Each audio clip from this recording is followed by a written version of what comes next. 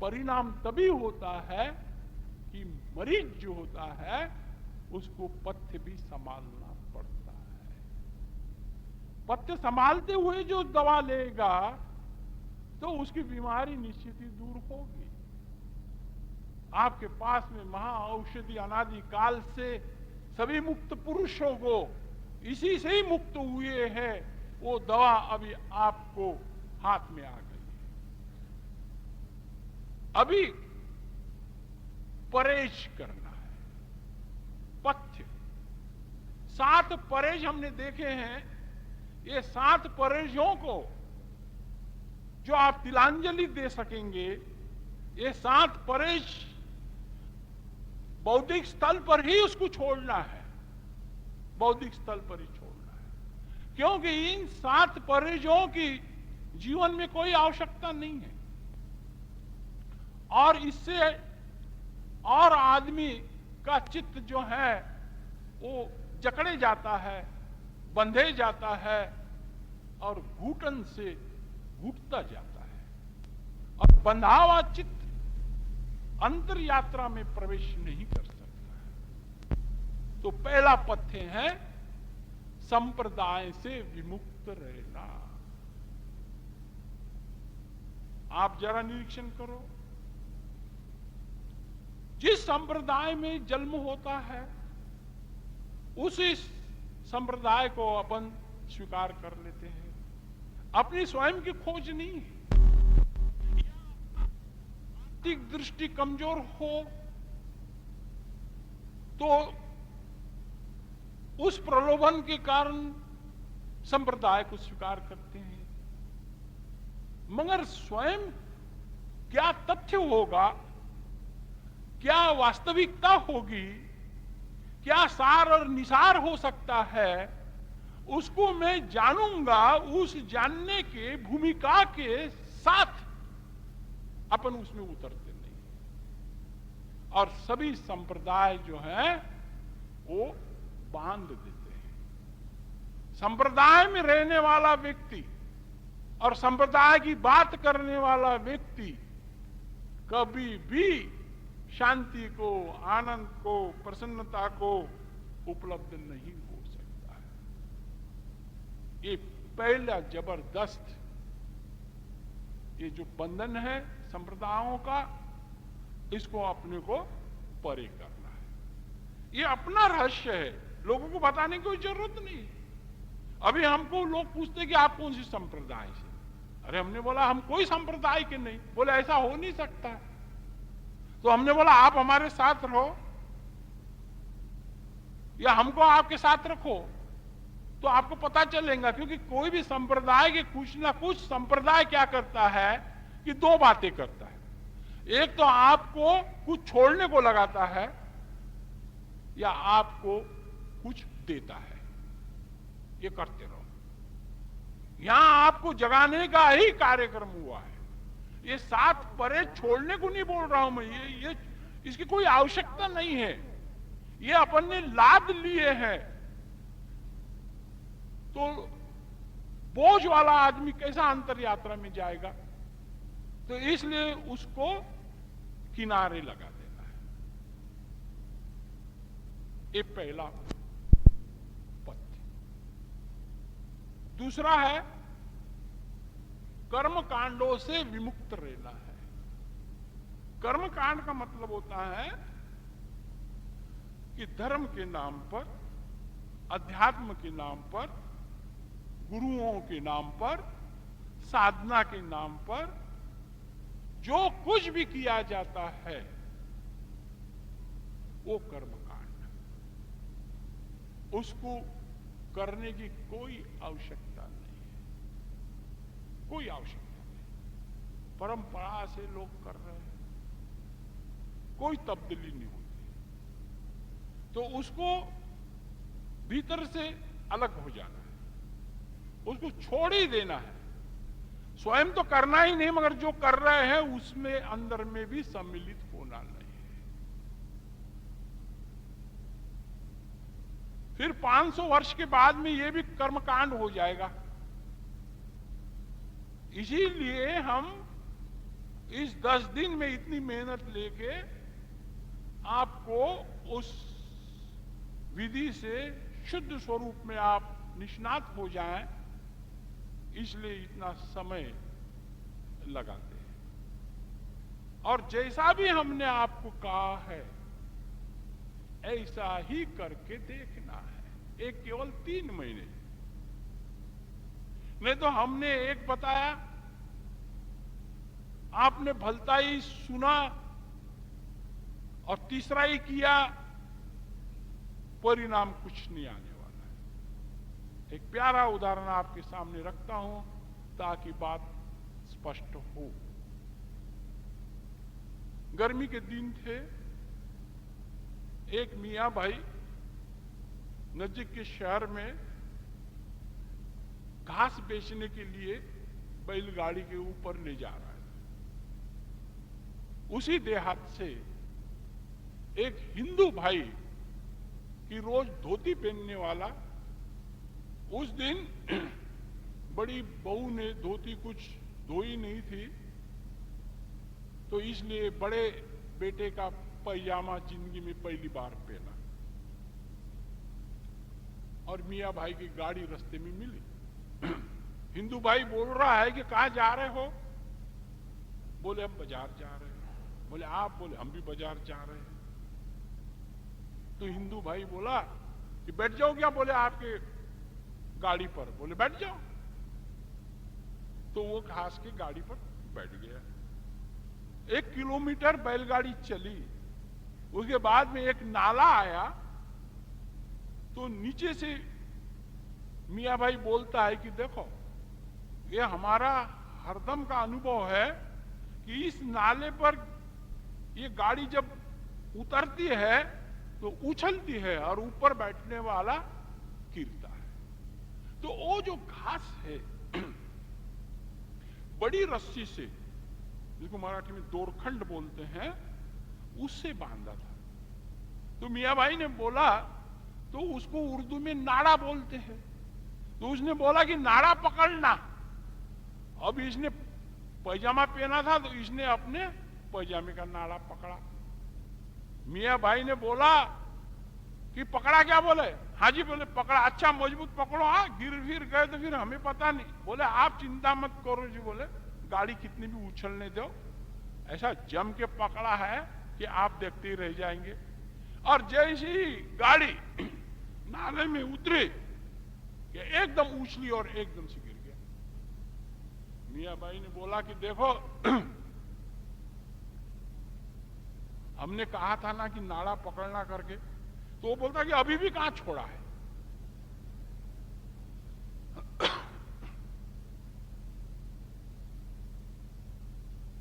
ये दूसरा पद।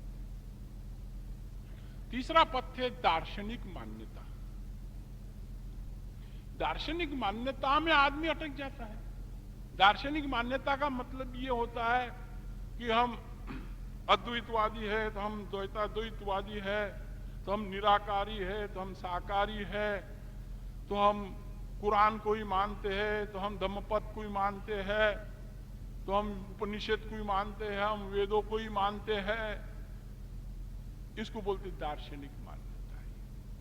अपने अपनी जगह जिस भी दार्शनिक ने बात कही है वो ठीक ही है, मगर वो अपनी नहीं है ना। अपना अनुभव होता है, मगर उन विचारों को ही आदमी पकड़ के बैठता है। और ये दार्शनिक लोग केवल विचार करते रहते। बस एक दार्शनिक था जर्मनी में, पहले महायुद्ध के बाद में दूसरे महायुद्ध के वक्त में सभी लोगों को एक एक घर से एक एक आदमी को कंपलसरी युद्ध में भर्ती करना पड़ा। तो वो दार्शनिक अकेला ही था, बैचलर था, घर में दूसरा कोई था ही नहीं, तो उसको भी भर्ती होना पड़ा। तो उसके हाथ के नीचे पड़ा हुआ एक विद्यार्थी वो ब्रिगेडियर हो गया था।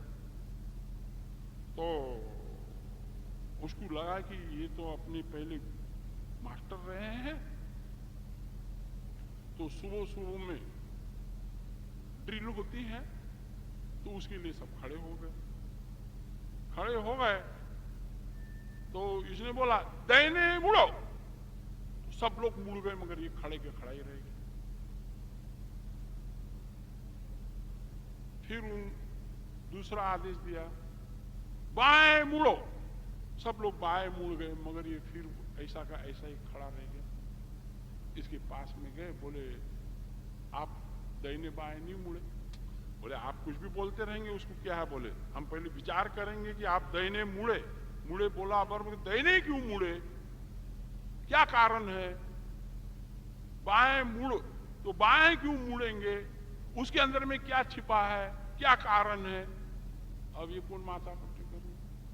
गुरु रहा है पहले।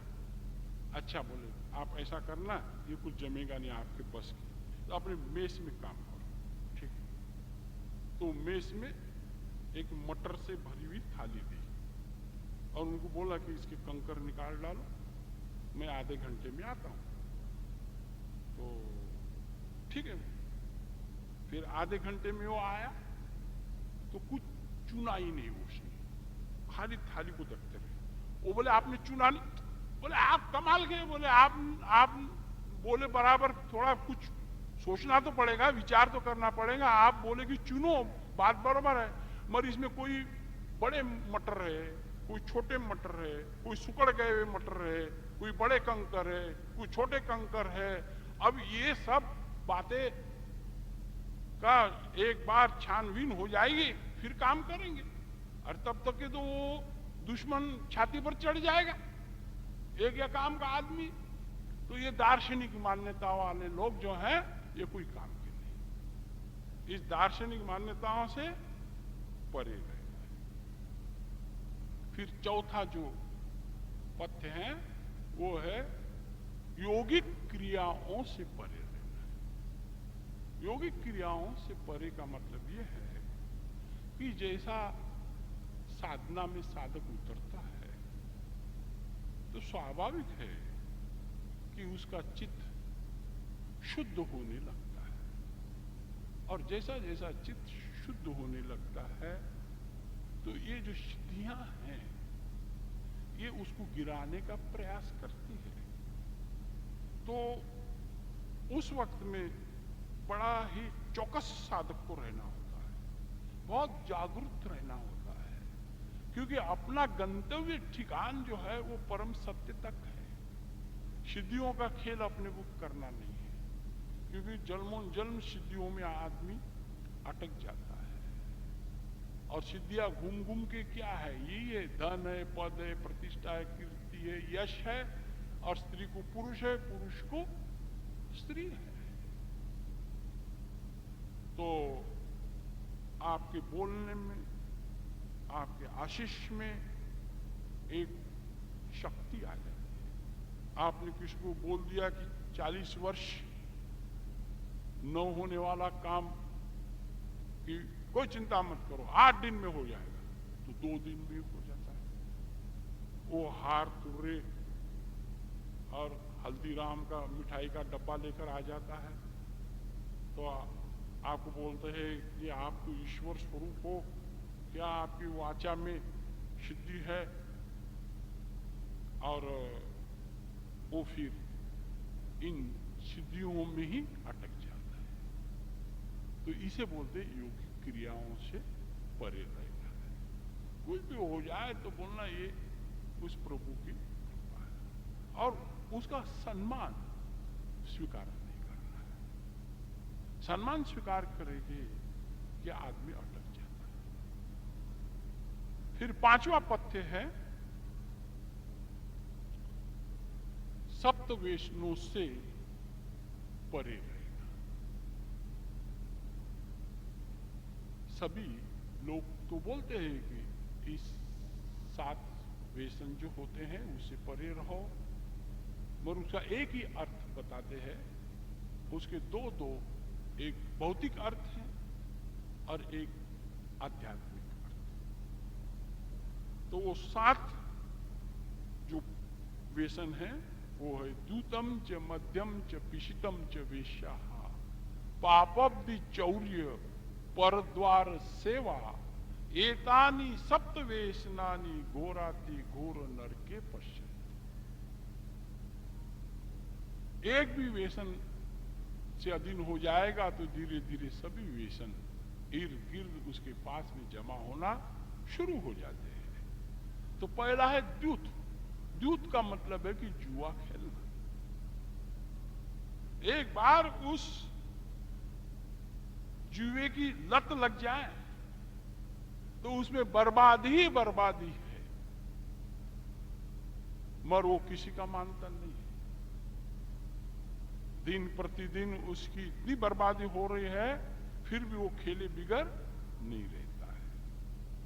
तो ये आर्थिक नुकसान होता है, इसलिए इस जुए से परे रहना। ये जो लॉटरी है ये भी जुआ ही है एक प्रकार का। और हमने दिल्ली में निरीक्षण किया है कि जिनको 10 लाख की लॉटरी लगी है, ऐसे 5 लोगों को, तो उन 5 लोगों में से लॉटरी लगे 3 लोगों ने तो अपनी पत्नी को ही मरवा दिया। देखो, स्त्री दर्शन से मस्ती निर्मित करती है, द्रव्य अस्तित्व से मस्ती।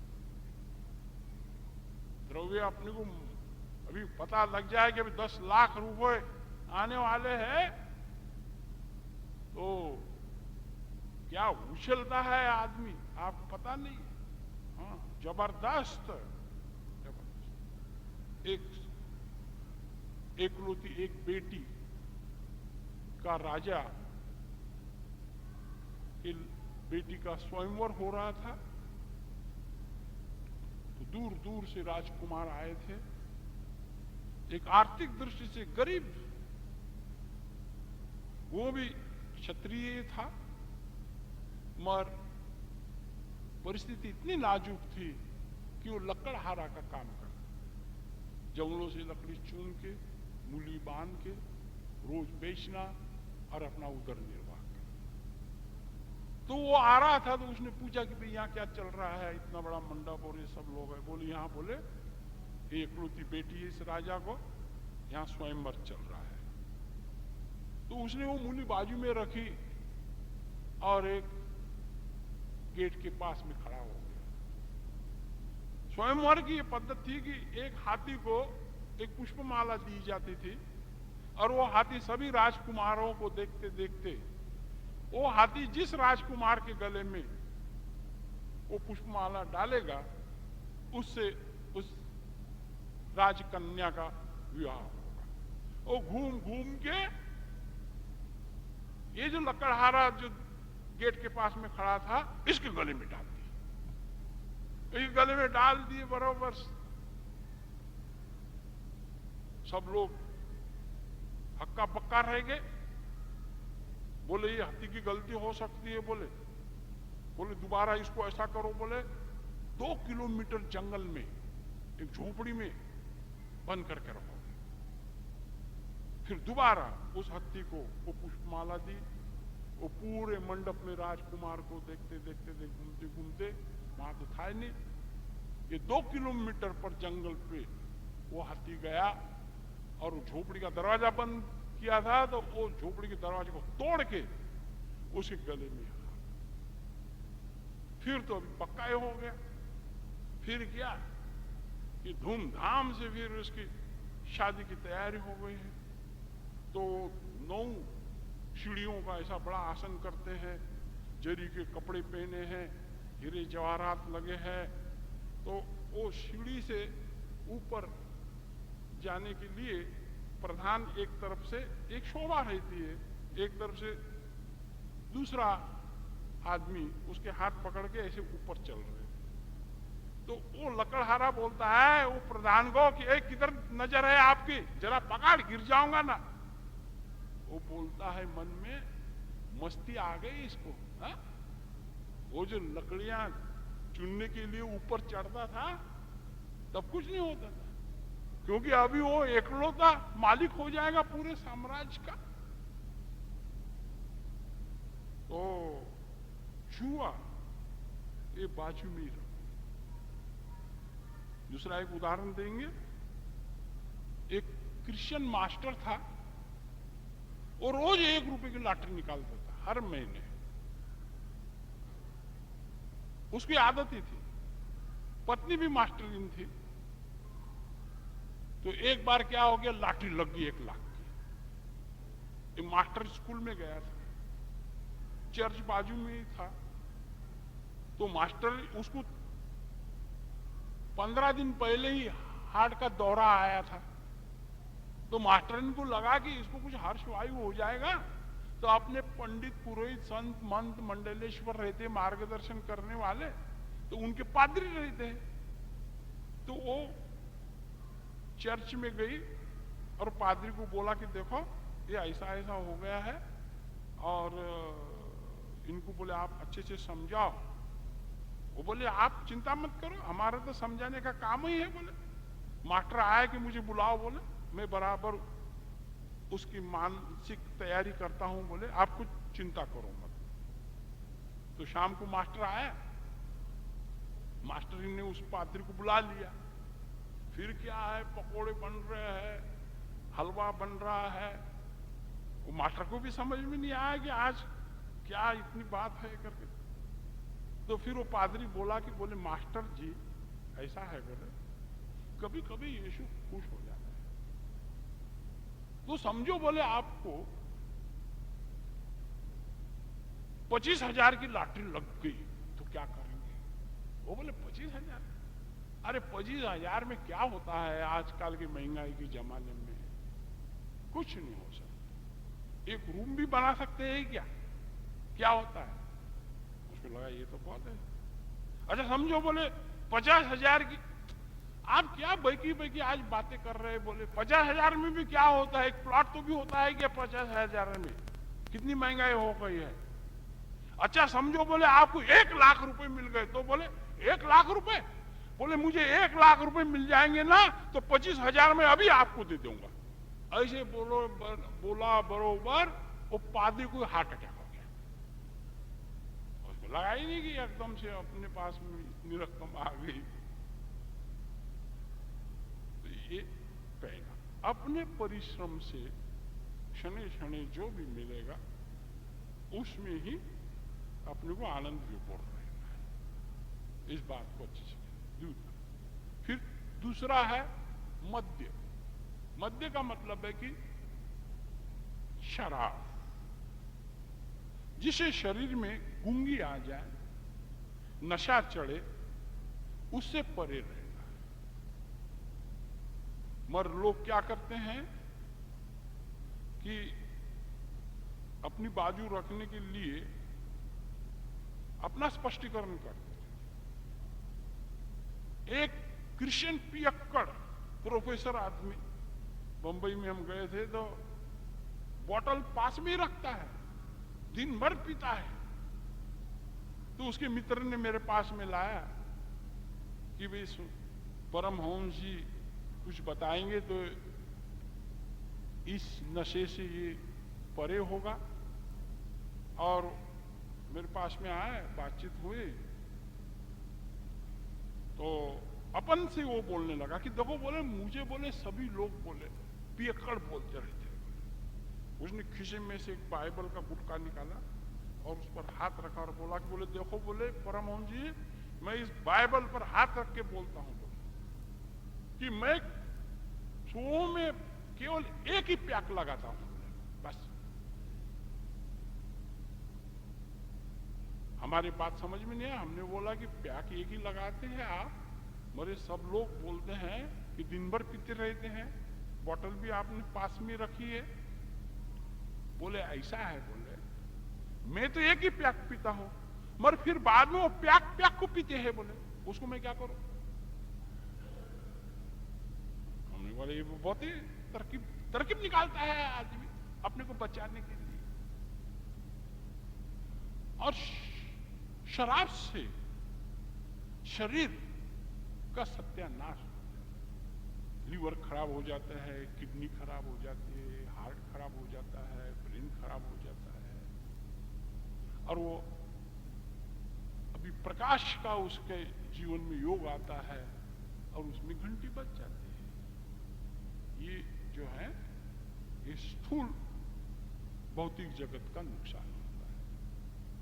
आध्यात्मिक जगत का नुकसान ये हो जाता है कि वो शराब इसलिए नहीं पीनी है कि शराब पीने से रोज अपन ध्यान करेंगे तो अपन तो चैतन्यवान बनेंगी, मगर अपना शरीर की मांसपेशियां, टिश्यू, सेल, धमनियां भी चैतन्यवान बनती है। और इसलिए इसके पूरा मेद, मांस, मज्जा, रुधिर, अस्थि, स्नायु और चौखट, ये सप्त धातु भी तेजस्वी बनते हैं, बलवर्धक बनते हैं। तो इसलिए इसे लेना नहीं है। और दूसरा, ये एक पर ही आदमी टिक नहीं सकता है। एक ब्राह्मण रोज सुबह शाम संध्या करने के लिए नदी के किनारे जाता था। तो सुबह 5:30 बजे उसका समय था। जैसे ही वो संध्या करने के लिए नदी के किनारे जा रहा है तो वहां पे जो हाथ भट्टी की दारू बनाने वाले ड्यूअर थे, उसने उसको पकड़ा और अपने अड्डे पर लाया और बोला कि बोले देखो, हमको पता है आप ब्राह्मण देवता हो, रोज संध्या करते हो, मगर यहां हमने आपको लाया है इस अड्डे पर, तो यहां 3 बातें हैं। अभी इसमें आपकी स्वतंत्रता है, एक आपको स्वीकार करना ही पड़ेगा। एक डेरे में मांसाहार बन रहा था, एक तरफ पंचांगना थी और एक तरफ शराब थी। अब इसमें से 3 में से आप एक ले बोले, वो कंपलसरी, उसकी बगैर छुट्टी नहीं बोले। अब उसको बड़ा प्रश्न गिरा। वो बोला कि बोले हम तो पीढ़ियों से शाकाहारी रहे हैं, ये तो हम ले नहीं सकते हैं ये आहार को। अभी पंचांगना को भी हम छू नहीं सकते हैं। अभी आपका आग्रह है कि एक लेना कंपलसरी है, तो ये जो शराब है ये पानी जैसी है, ये चल जाएगी बोले। तो जैसे एक कप में उसको दारू दी और उसने होठ को लगाया और गले के नीचे उतरा का बोले अभी दोनों आने दो, ऐसा उसके अंदर में है। इसलिए उसको मुंह को लगाने के पहले ही उससे परे रहना बहुत अच्छा। और लग गई हो तो उसको किस प्रकार से उसके स्वामी बन सकते हैं, किसी को हो आदत तो आप हमें मिलने को आ जाना। ये हो गया सप्त वैष्णव में से दूसरा। पिशित, पिशित का मतलब है कि मांसाहार। साधक बने हो आप, अभी 10 दिन के लिए तो आपने रोक के रखा है, एक 3 महीना और रोको, फिर बाद में देख लेंगे। ये मांसाहार क्यों नहीं करना है? मांसाहार इसलिए नहीं करना है, आप कभी देखना बाजार में जाके कि जिस बाजार के दिन वो बकरे को काटते हैं तो 2 दिन से उसको पता चलता है कि अपने गले पर अभी छुरी चलने वाली है, तब से वो खाना पीना छोड़ देता है और सुकड़ा सुकड़ा रहता है, बुझा बुझा रहता है।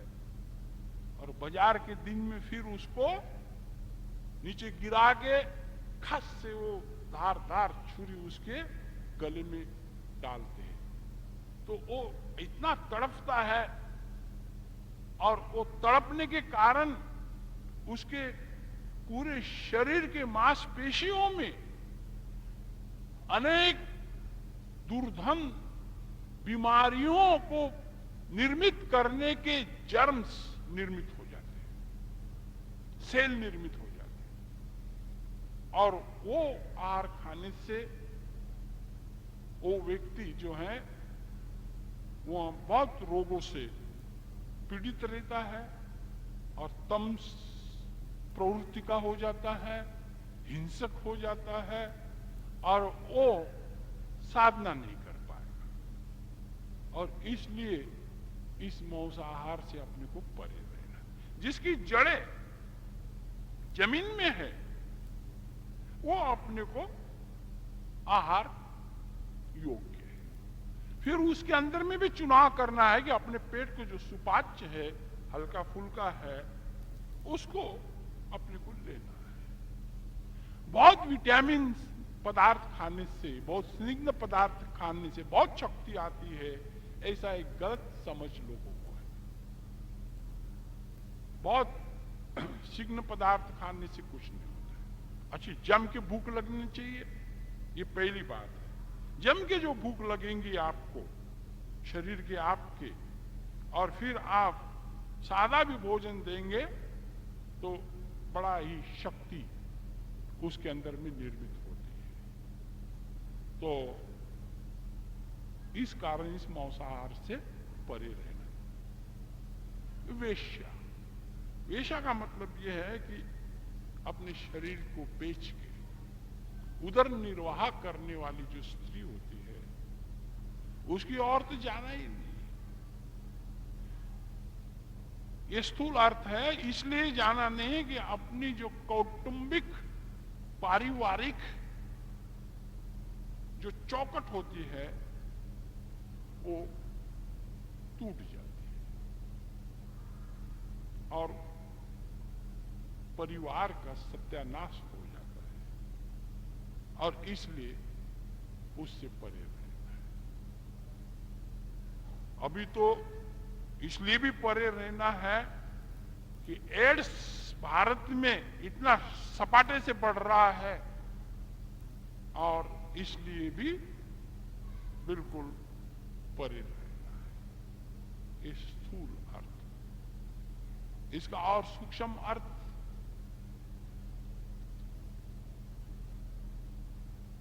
जैसी वो वेश्या अपने शरीर को बेचती है, इस प्रकार से सुबह से शाम तक के और जन्म से मरे तक के अपन हर क्षण और हर पल बिके जा रहे हैं, और खरीदार अपने को खरीद रहा है, पता ही नहीं, इतनी बेहोशी। अपन बिके जा रहे हैं और खरीदार कौन है? घूम घूम के इधर ही आना है। ये काम, क्रोध, लोभ, मोह, अहंकार, ये खरीदार है, ये अपने को खरीद लेते हैं और अपन तत्क्षण बिके जाते हैं। अभी ये खरीदार खड़े हो जाएं खरीदने के लिए, तो भी अभी आपके पास में एक दृष्टि आ गई है, आपके पास में एक समझ आ गई है, आपके पास में एक रहस्य आ गया है कि मैं दृष्टा में स्थित रहूंगा, साक्षी में स्थित रहूंगा, अडिंग रहूंगा, समाधिस्थ रहूंगा, और इसके खेल को देखना है, बिके नहीं जाना है। पापब्धि, पापब्धि का अर्थ होता है कि किसी भी कारण से किसी का भी अंतकरण को दुख हो, ऐसा न सोचना है, न बोलना है, न कृत्य करना है। क्या जरूरत है? मगर ये तभी आप कर पाएंगे कि जब स्वयं अपना अंतकरण किसी के भी कहने से, किसी भी कारण से जो थोड़ा भी दुख या दुखी नहीं होने देता है, वही व्यक्ति दूसरों के